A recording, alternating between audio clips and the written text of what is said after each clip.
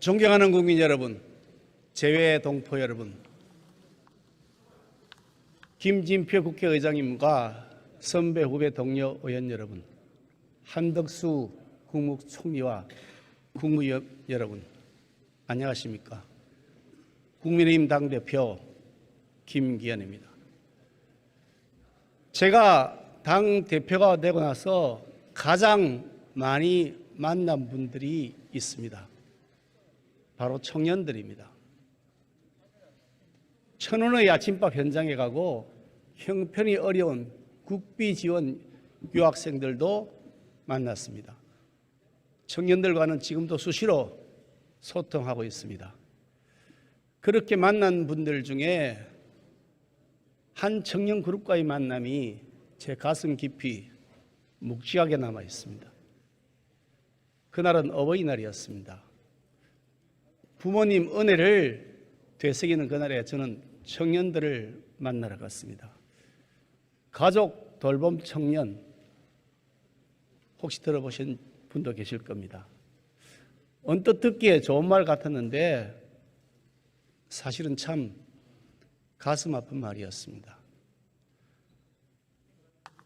이제 막 사회에 나온 젊은 청춘들이었습니다. 당장 자신의 앞가림도 하기에 벅찰 나이였습니다. 그런데 이 청년들이 가족 생계 책임지고 부모님 병원비 대고 동생 학비까지 책임지고 있었습니다. 한참 이야기 나누는데 우연히 한 청년의 달아 헤어진 운동화가 제 눈에 들어왔습니다.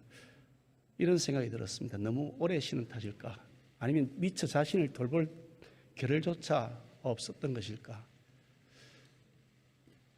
그러면서 저는 이런 생각이 들었습니다. 이 청년들에게 나는, 그리고 우리나라 정치는 어떤 해답을 주고 있는 것인가?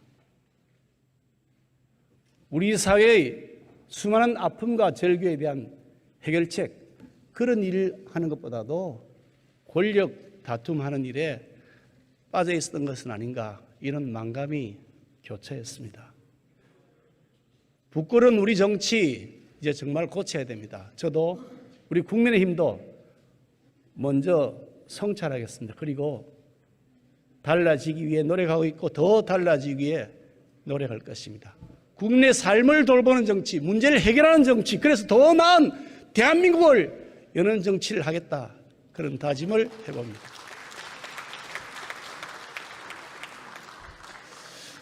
어제 이재명 대표님 말씀 잘 들었습니다. 어지간하면 제가 이 말씀 안 드리려고 그랬는데 참으로 안타깝게도 동의하기 어려운 장황한 궤변이었습니다. 사법 리스크, 돈 봉투 비리, 남탓 전문, 말로만 특권 포기, 사돈 낱말 정당 대표로서 하실 말씀은 아니었습니다.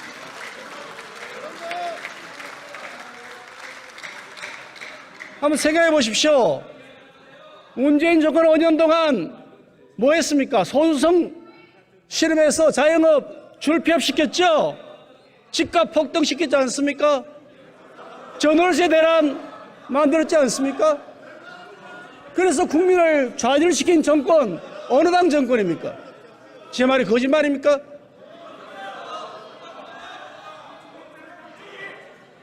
미신의 사도가 핀 탈원전, 태양광 마피아, 세금 폭탄, 흥청망청 빚어서 나라 살림 망쳤던 민생 포기, 경제 포기했지 않습니까?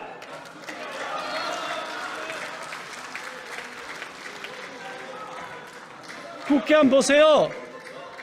공수처, 검수완박, 엉터리 선거법 날치기 처리, 이런 정쟁하고 조국 같은 인물이나 감싸고 돌던 반쪽짜리 대통령, 과연 문재인 정권에서 정치란 게 있긴 있었습니까? 제 마음대로였죠. 야당 대표라는 분이 아무리 그래도 그렇지 어떻게 중국 대사 앞에 가서 조아리고 훈계 듣고 옵니까? 이게 외교입니까? 이게 굴종적인 사회주의자.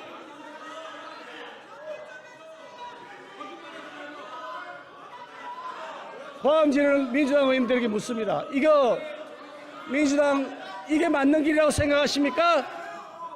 도대체 국민을 실망시켜서 민생을 구렁텅이에 빠뜨렸던 문재인 정권 5년에 대한 반성과 사과는 왜 하나도 없는 겁니까?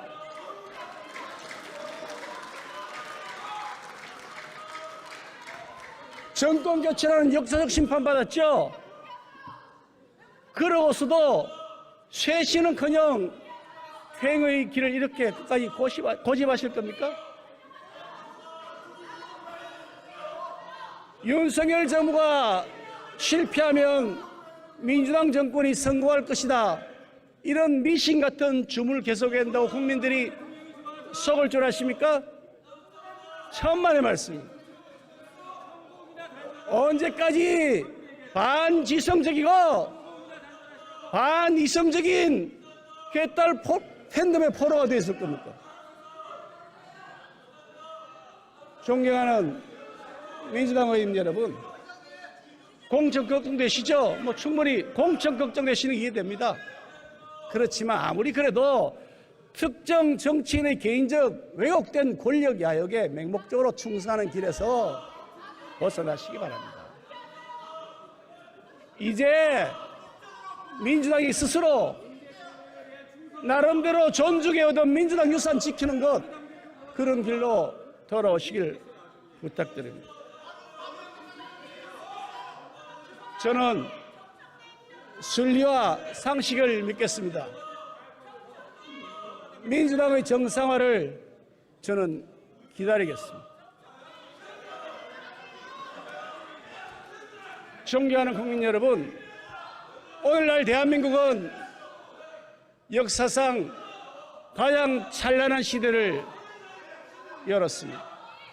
전 세계가 우리 문명과 기술에 찬사를 보냅니다. 우리가 G8 국가 반열에 우뚝 올라섰습니다. 위대한 국민이 만들었던 위대한 기적입니다. 그런데 문제는 우리의 내일입니다. 혹시 지금이 우리의 최고 정점이고 이제부터 내리막길은 아닐까? 많은 국민이 미래를 불안해하고 있습니다. 대한민국 성장판이 닫히진 않을까 걱정하고 있습니다. 저성장 공포가 경제를 무겁게 짓누릅니다. 반도체, 2차 전지, 자동차 조선업에서는 나름 선전하고 있습니다. 그렇지만 아직 AI, 로봇, 4세대 모빌리티, 우주항공, 방위산업 분야는 여전히 기술 격차의 벽이 높습니다.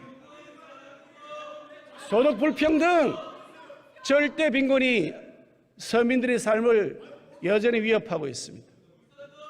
일자리 양극화 심해졌습니다. 중산층이 흔들리고 있습니다. 결혼 포기 시대에 접어들었습니다. 이대로 가면 국민연금, 건강보험, 기금 고갈, 시간 문제입니다. 다 잘 아시지 않습니까? 하지만 저는 믿습니다. 우리 대한민국은 인류 현대사에서 가장 빛나는 기적의 이정표를 만들어 온 나라입니다. 우리는 이 기회를 퀀텀 점프의 기회로 만들 수 있고 만들어야 합니다, 여러분!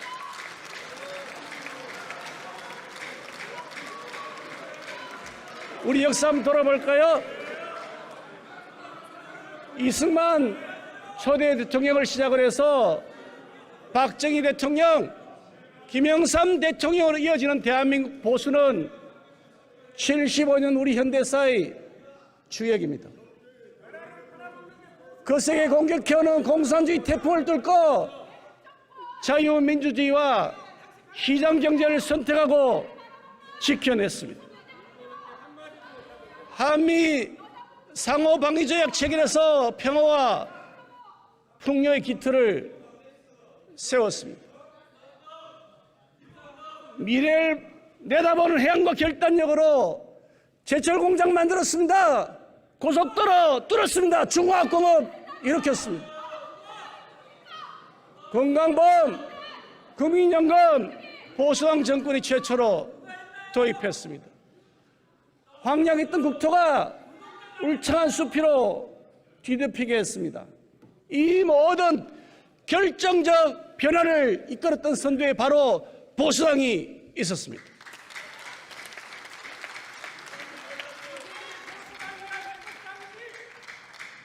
국민 통합의 정신으로 평화로운 민주화 이끄는 대회에도 우리 보수가 함께했습니다. 중요한 역사적 순간, 국가적 운명이 길어마다 우리 보수는 결정적 변화로 대한민국 성공의 역사를 만들어 왔습니다. 그리고 오늘 이 시대는 다시 보수가 해내었고, 또 그리고 보수만이 해낼 수 있는 결정적 변화를 절실하게 요구하고 있습니다. 자유, 시장, 법치, 동맹, 공동체를 중시하는 보수의 가치가 위기 극복의 해법이었음을 우리 국민들이 잘 알고 계시기 때문입니다. 낡은 제도, 관행, 기득권과 이제는 결별합니다. 과감한 경제 개혁과 정치 쇄신이 필요합니다. 다음 세대에게 불행을 물려줘서는 안 됩니다. 지속 가능한 대한민국으로 전진해 나가야 합니다. 이제 다시 보수가 해내겠습니다. 우리 국민이 힘이 앞장서서 결정적 변화를 이끌어 대한민국을 다시 뛰게 만들 것입니다.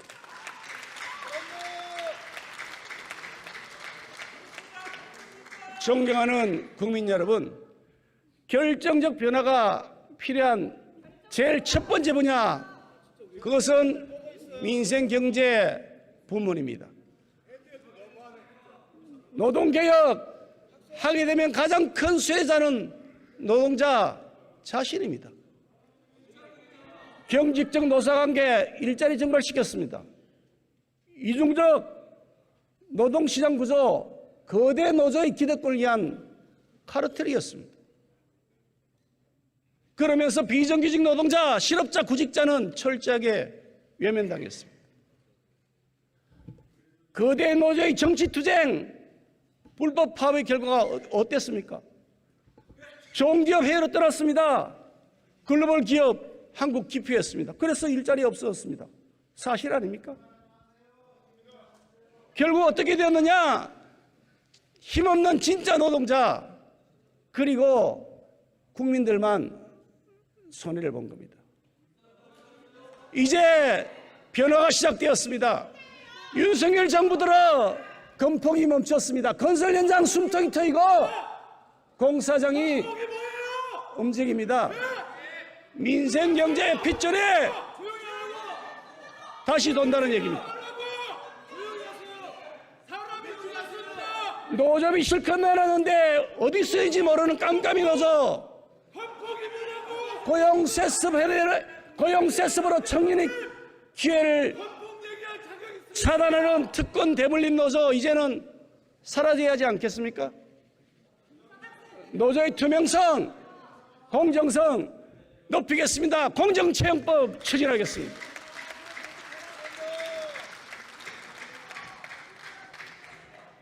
근로자의 필요와 선택에 따라서 쉬고 싶을 때는 확 쉬고 일할 때는 집중해서 일할 수 있게 해줘야 합니다.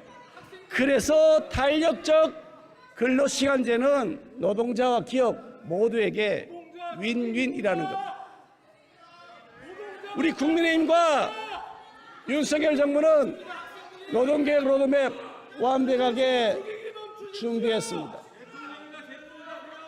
민주당만 결단하면 바로 시작할 수 있습니다. 우리나라 법인세 최고 세율이 무려 26.4%입니다. 미국, 프랑스, 영국보다 높고 심지어 중국보다도 높습니다. 기업이 부담하는 준조세가 무려 90개에 달합니다. 상속세 폭탄, 100년 기업의 탄생을 가로막고 있습니다. 유럽에서 가장 가난했던 나라 아일랜드는 세계적인 부자 나라로 올랐었습니다. 왜냐고요? 법인세 인하를 통해서 전 세계의 글로벌 기업을 끌어들인 결과입니다. 과중한 조세는 경제 쇄국 정책입니다. 국경 없는 시대입니다. 우리만 과중한 조세를 계속 고집하면 글로벌 경쟁 시대에 쇄국 정책으로 결국 우리는 더 큰 어려움의 길을 가게 될 것입니다.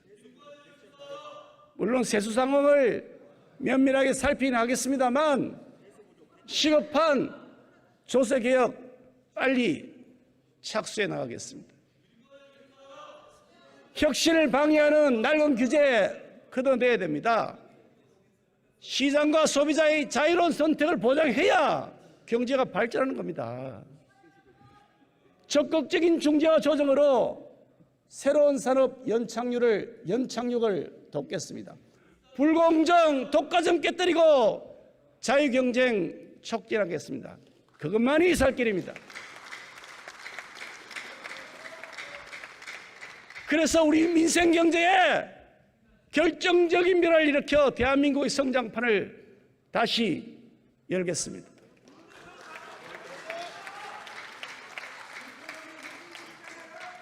존경하는 국민 여러분, 결정적 변화가 필요한 두 번째 분야, 바로 정치 분야입니다.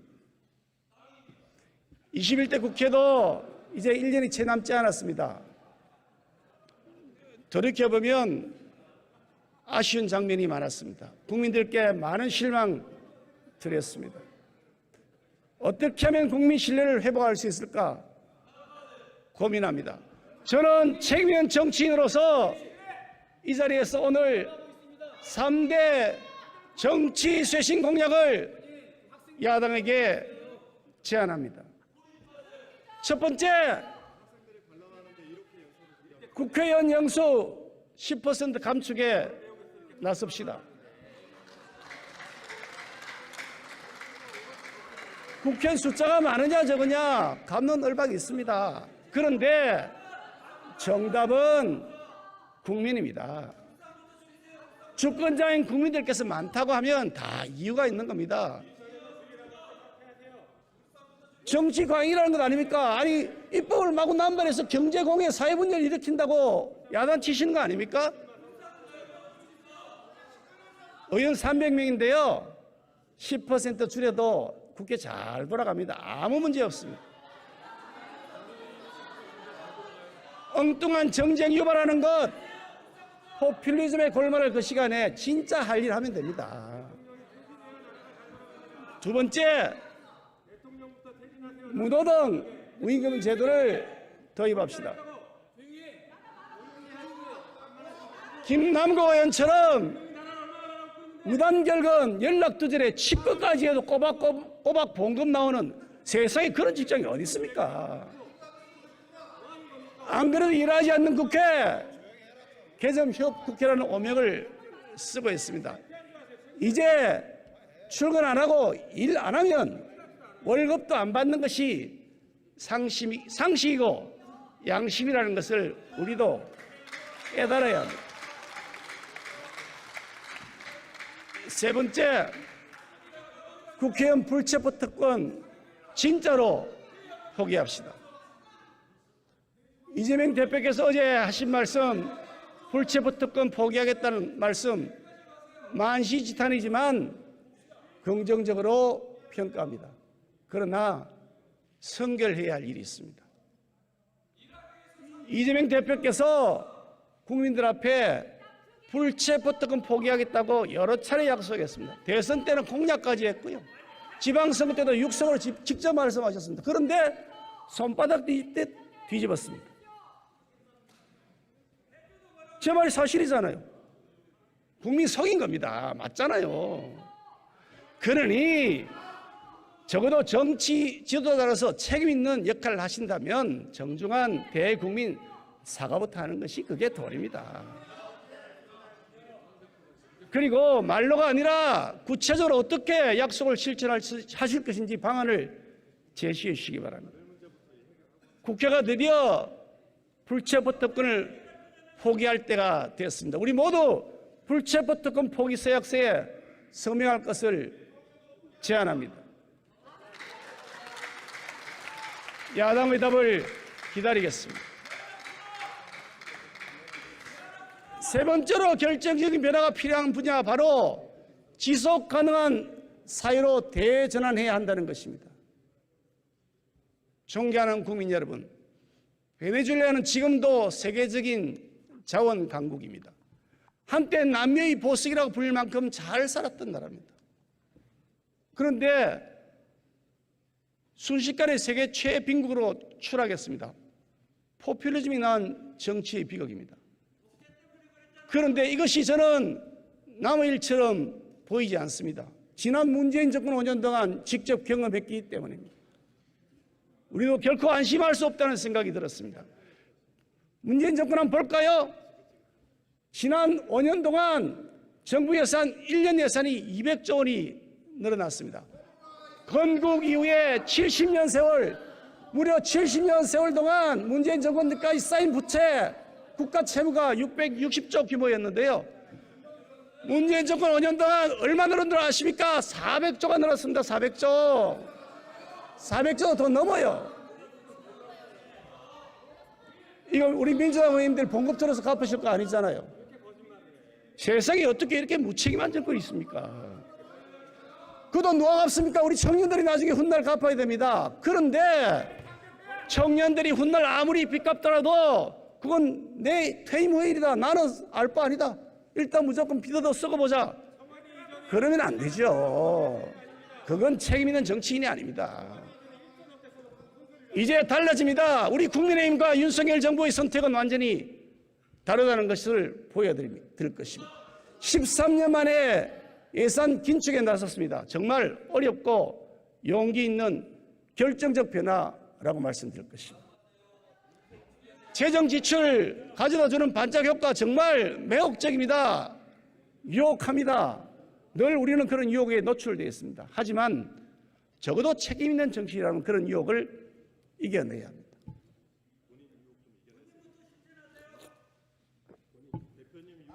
재정 중독, 일단 쓰고보자는 무책임 정치에 대한 제어 장치가 필요합니다. 재정 준칙, 이거 문재인 정부 시절에 하자고 했지 않습니까? 근데 말만 해놓고 왜 안 해요? 이제 윤석열 정부는, 우리 국민의힘은 재정 준칙을 도입할 것입니다.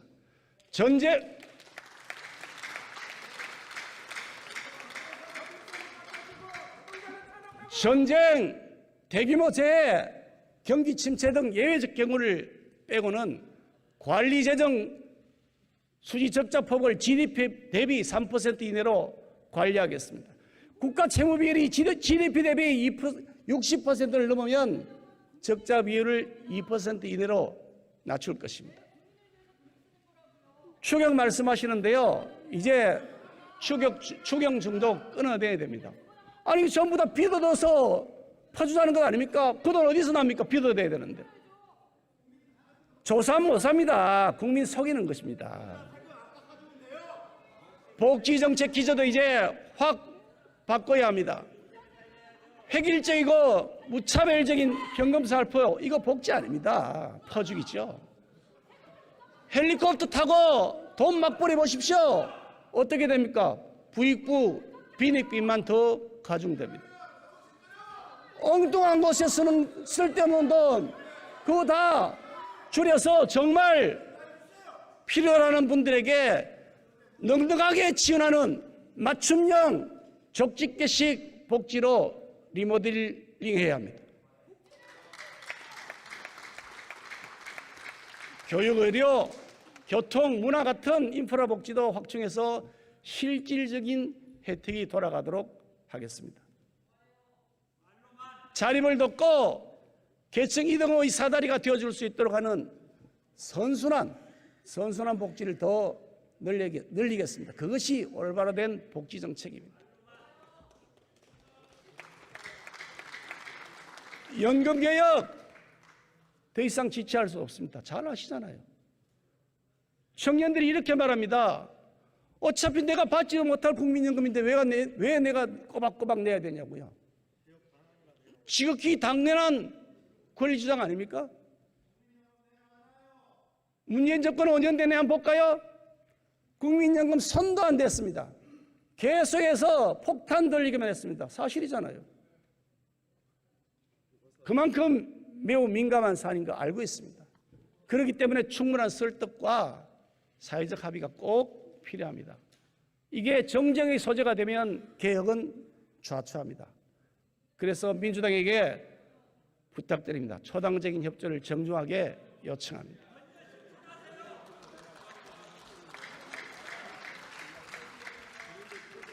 존경하는 국민 여러분, 지금은 사뭇 다른 미래가 우리 눈앞에 다가와 있습니다.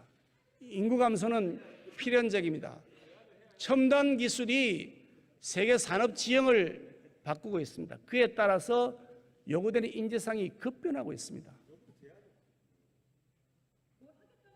위기로 느껴질 수 있습니다. 그런데 저는 우리는 이 G8를 넘어서 G5로 도약하는 발판으로 삼을 수 있다고 확신합니다.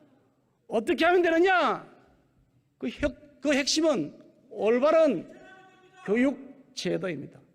미래에 대한 확실한 투자는 교육 아닙니까? 우리 선조들 전쟁의 폐허 속에서도 학교 짓고 아이들을 가르쳤던 그 지혜를 우리가 되새겨야 할 때입니다. AI, IT 소프트웨어, 반도체, 2차 전지, 우주항공, 방위산업 이런 분야에 더 많은 인력, 더 좋은 인재를 원하고 있습니다. 국가가 이 인재들을 체계적으로 양성해야 합니다. 그래서 대학 구조개혁이 절실하게 필요합니다. 디지털 교육 혁신도 하루빨리 시작해야 합니다. 직업훈련 기회를 폭넓게 제공해서 직업의 변화에 따른 직업 간 자유롭고 활발한 이동을 돕도록 하겠습니다. 기초학력 미달, 교실 붕괴, 교권 추락을 해결해야 할 때가 됐습니다. 학부모가 우리 아이를 안심하고 보낼 수 있어야 되지 않겠습니까? 저출산 고령화 문제는 오랜 숙제입니다만 투 트랙으로 동시에 접근해야 됩니다. 먼저 출산과 혼인 여건을 개선하는 것입니다. 결혼을 하고 싶어도 아이 낳고 싶어도 결국 못하게 되는 이유 뭡니까? 경제적인 어려움, 미래에 대한 불안 때문 아닙니까? 그래서 먼저 이 주거 불안정 문제를 해결해야 됩니다. 문재인 정부 많은 실패를 했지만 그중에 가장 큰 실패 중에 하나는 주택정책입니다. 그 부동산 정책의 실패 때문에 부동산 가격 급등하고 전월세 대란와서 많은 청년들이 결혼과 출산을 포기했습니다. 내가 아무리 벌어도 집을 살 수 없다는데 어떻게 결혼하겠습니까? 내 집 마련의 길을 이제는 활짝 열어드려야 됩니다. 윤석열 정부 들어 주택 가격이 하향 안정 추세로 접어들었습니다.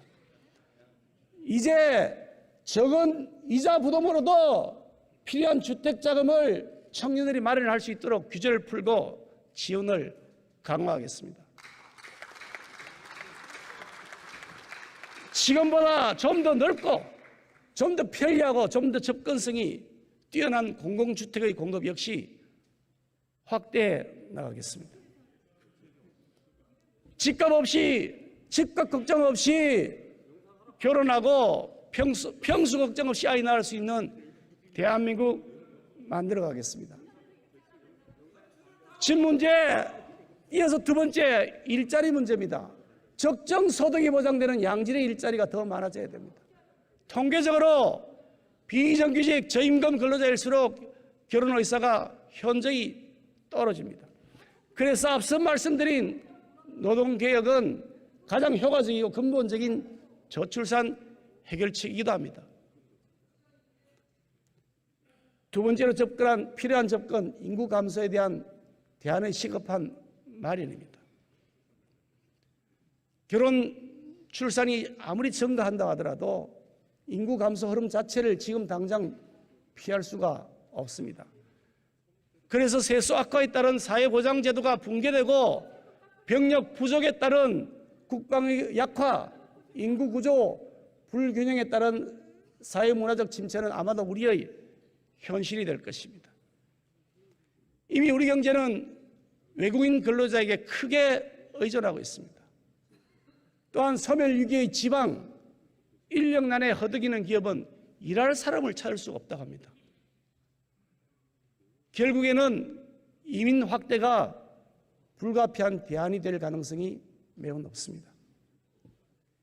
이민 확대 의전들을 놓고 국민 총의를 모으겠습니다. 예상되는 부작용과 혼란을 꼼꼼히 검토하고 철저하게 빈틈없이 대비하겠습니다.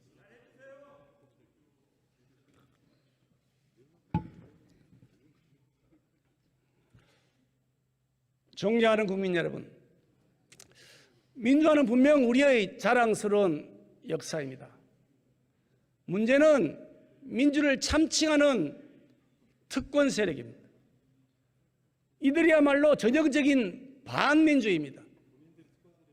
한때 민주화 운동에 앞장섰다는 이유로 민주를 빙자해서 반칙을 합리화하고 민주라는 이름으로 진짜 민주를 허물었습니다. 그래서 국민들은 지난 대선에서 무너진 원칙을 바로 세우라면서 정권 교체를 선택하셨습니다. 서슬프른 권력의 부당한 위협에 물러서지 않고 당당하게 맞섰던 모습이 국민들께 커다란 희망을 드렸던 겁니다. 그래서 우리 국민의힘은 약속드리겠습니다. 꼭 해내야 할 결정적 변화, 원칙이 바로 선 대한민국으로 변화시키겠습니다. 첫째, 무엇보다 중요한 것은 법 질서를 회복한다는 원칙입니다. 법을 어기거나 비리를 저지르는 자들이 큰소리치며 정의의 사도인 양, 탄압받는 피해자인 양 행세하는 모습 더 이상 참을 수가 없습니다. 정치적 거래와 길거리 투쟁으로 범죄와 비리를 덮으려 생각한다면 오산입니다. 더 이상 그런 꼼수 안 통합니다. 오직 법치의 원칙이 있을 뿐입니다. 당연히 적법한 노동쟁이 집회 시위 권리는 확실하고 철저하게 보장될 것입니다. 우리가 근절하고자 하는 것은 오직 불법입니다. 사용자든 노동자든 불법에 대해서는 무관용 원칙으로 엄정 대응하겠습니다. 때법, 폭력, 협박과의 타입은 이제 더 이상 없습니다. 그건 정의롭지도 않고 공정하지도 않기 때문입니다. 최근 민간단체 보조금에 대한 감사를 실시한 결과 국민 혈세에 빨대를 꽂아서 사리사욕체는 부정한 기생 세력의 실체가 수없이 드러났습니다. 일벌백계해야 합니다. 학폭, 마약, 음주운전, 전세 사기 등 국민의 일상을 순식간에 지옥으로 만들어버리는 범죄 역시 그 대가를 반드시 치르게 할 것입니다. 그 누구도 법 위에 군림해서는 안 됩니다. 힘없다고 해서 억울하게 차별당해서는 안 되지 않겠습니까? 우리 대한민국은 모두가 법 앞에 평등한 나라가 되도록 우리 국민의힘은 만들어 나갈 것입니다. 두 번째 원칙 확립입니다. 공공부문 정상화시켜야 됩니다. 나라의 주요 공공기관이 특정 이념과 정파적 이익에 봉사하고 있습니다. 세상에 이게 말이 됩니까? 국익을 위해서 봉사하라 그랬더니 아니 그 자리에 앉은 다음에 자신들의 권력, 자신들 철밥통 지키게만 혈세 축내고 있습니다. 국민의 권리 수호, 최후의 보루, 사업부 어떻습니까? 가장 엄격한 공정성과 정치적 중립성이 요구되는데 여기에 우리법, 국제인권법, 민변의 우국민으로 구성된 사업부가 정의를 수호하는 것이 아니라 그들만의 출세와 정파적 이익을 수호하는 데 앞장서 왔던 많은 사례들이 있습니다. 용서받을 수 없는 일입니다. 공영방송, 방송통신감독기관 한번 볼까요? 철저하게 정치와 편향화 사유화되어 있습니다. 결코 방치하지 않겠습니다. 반드시 정상화시키겠습니다. KBS 수신료 분리징수하겠다 했더니 국민들이 환호성입니다. 왜 환호성 하시겠습니까? 아니 한쪽 주장하면 일방적으로 퍼다르니까 그렇죠. 이건 공영방송이 아니죠. 민주당, 민노총 프로파간다 매체 아닙니까? 국민에게 돈 달라고 손 내밀 자격조차 없습니다. 방송통신감독기관이 심사 점수 조작해서 특정 언론 매체를 찍어내려 했답니다. 세상에 이게 가당키는 일입니까? 어떻게 대한민국에서 이런 일이 일어날 수 있습니까? 결코 묵과할 수 없습니다. 학교 교실, 우리 아이들이 꿈과 실력을 키워가는 공간입니다. 그런데 여기에서 교사라는 자가 북한을 찬양하고 아이들에게 세뇌 교육을 한다니 이게 말이 됩니까? 이게 정말 몹쓸 짓 아닙니까? 그런데 정교조 출신 야당 편향 교육감들은 교실의 정치화를 해결하기는커녕 오히려 더 방조하고 있습니다. 이제 이런 일 막을 것입니다. 교실을 다시 정상화시켜 학생과 학부모의 품으로 돌려드릴 것입니다.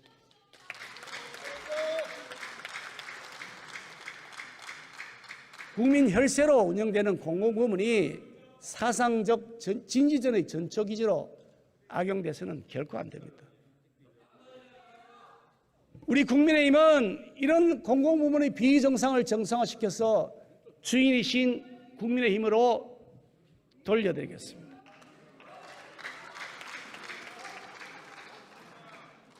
세 번째 원칙, 언제나 국민 이익이 최우선이라는 원칙을 이제는 회복하겠습니다.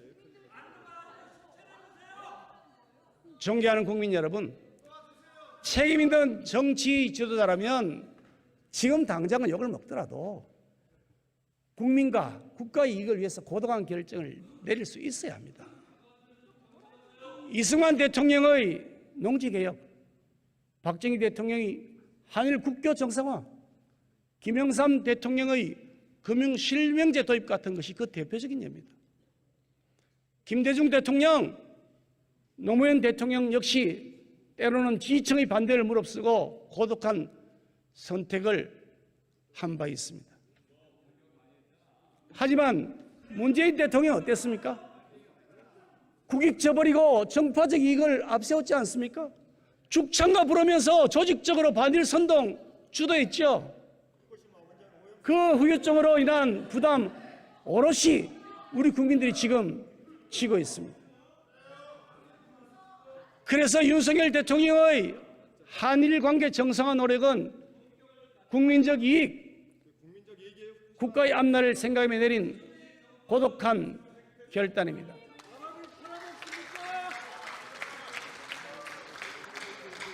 한번 생각해 보십시오. 지금 미중 패권 갈등이 치열해지고 있습니다. 세계가 자유진영과 반자유진영으로 이게 딱 쪼개졌습니다. 이런 상황인데 우리 대한민국의 평화, 발전, 번영을 위해 어떻게 해야 되겠습니까? 한미동맹을 더욱 단단히 다져야 하지 않겠습니까?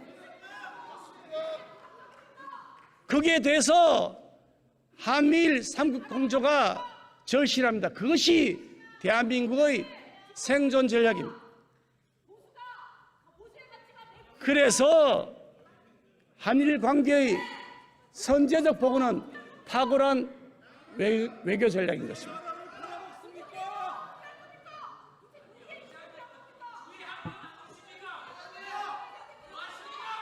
대북 정책도 마찬가지입니다. 우리 국민과 북한 주민의 이익이 아니라 세상에 인권 탄압하는 세습 독재자 김정은의 이익을 대변했던 문재인 정권 대북 정책 완전히 바꿀 겁니다. 강력한 동맹과 든든한 자주 국방력으로 적을 압도하는 것이 진정한 국익이자 진짜 평화입니다.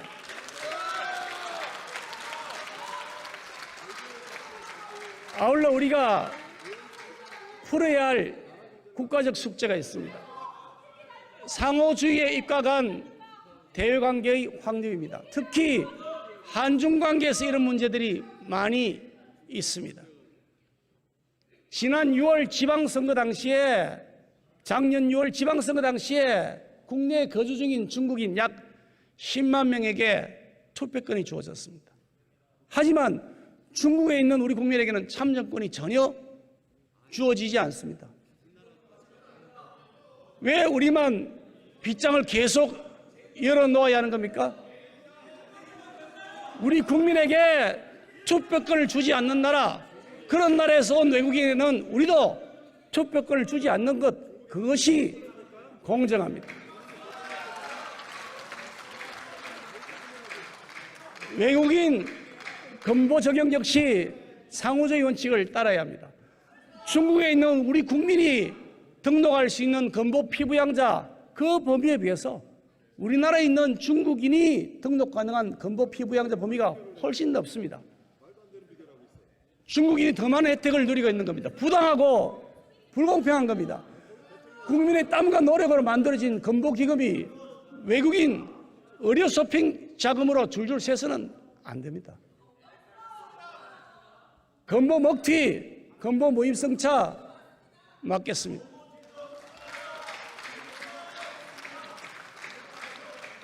마지막 원칙, 우리 국민의힘은 이념이나 선동에 휘둘리지 않고 과학적, 객관적 사실 기반으로 정책을 펼치겠습니다.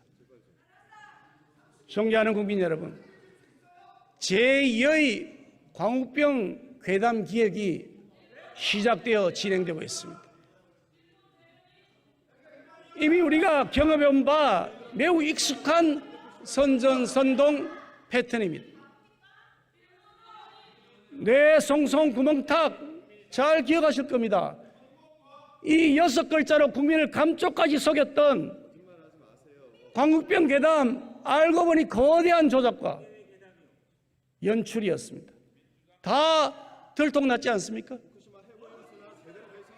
괴담 만들어서 퍼뜨리고 엉터리 방송은 거짓 왜곡 보도를 통해서 국민들을 선동하고 조직적으로 동원된 세력이 광장을 계획적으로 분노로 몰아갔습니다.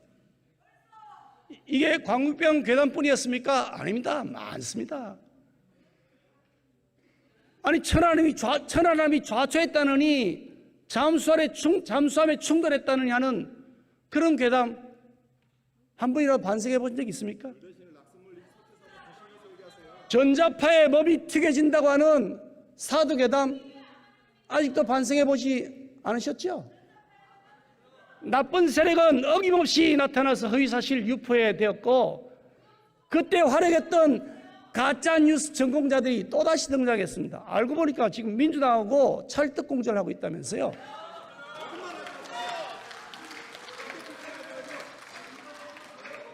존경하는 국민 여러분, 우리 국민의힘은 후쿠시마 오염수와 관련해서 우리 국민의 생명과 안전, 재산을 최우선으로 지킬 것입니다. 가짜뉴스, 조작, 선전선동, 근거 없는 야당의 비난에 휘둘리지 않고 우리가 직접 철저하게 검사하고 검증할 것입니다. 일본 정부에는 국제적 기준을 엄격히 준수하고 모든 정보를 투명하게 공개할 것을 지속적으로 요구해 나갈 것입니다. 현재 후쿠시마와 인근 8개현의 일본산 수산물은 수입되지 않고 있습니다. 앞으로도 후쿠시마산 일본 수산물은 우리 국민의 밥상에 오르지 않도록 할 것입니다. 국민의 생명, 안전, 재산을 해치는 일은 결코 허용하지 않을 것입니다.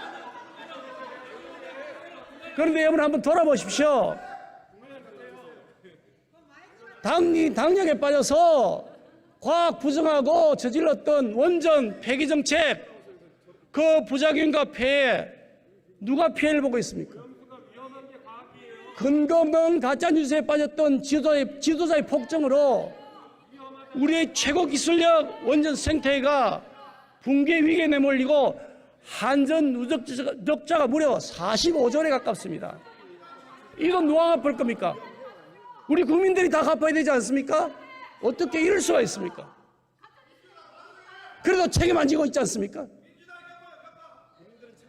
우리 국민의힘은 국민의 눈과 귀를 가리고 막대한 사회적 비용을 유발하는 괴담, 선전선동, 위헌비하가 더 이상 횡행하지 않도록 비정상 세력에게 팩트로 맞서겠습니다.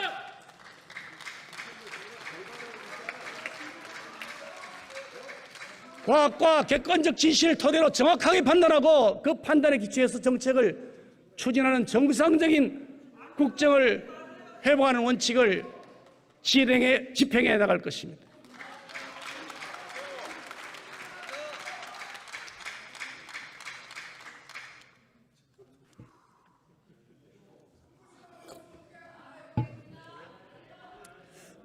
윤석열 정부 출범 후 지난 1년 우리는 이미 여러 장면의 결정적 변화를 두 눈으로 확인하고 있습니다.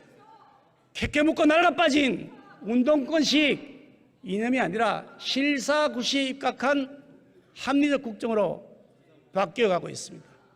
국제고립 자처하는 혼밥 외교 이제 끝났습니다.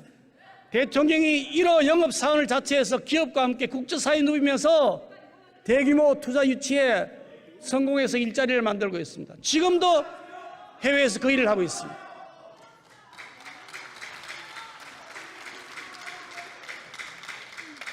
국민 갈라치는 분열의 정치 이제 막 내렸습니다.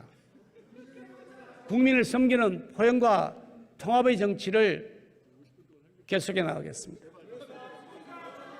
우리 국민의힘은 결정적 변화를 통해서 대한민국을 희망이 살아 숨쉬는 나라, 공정과 상식이 통한 나라로 만들어 가겠습니다. 그런데 정말 답답한 것이 있습니다. 절대 다수 의석을 가진 야당에 가로막혀서 국회가 일을 효율적으로 해내지를 못하고 있습니다. 민생 살피고 각종 변화와 개혁을 성공시키기 위한 입법 야당이 일일이 가로막고 있습니다.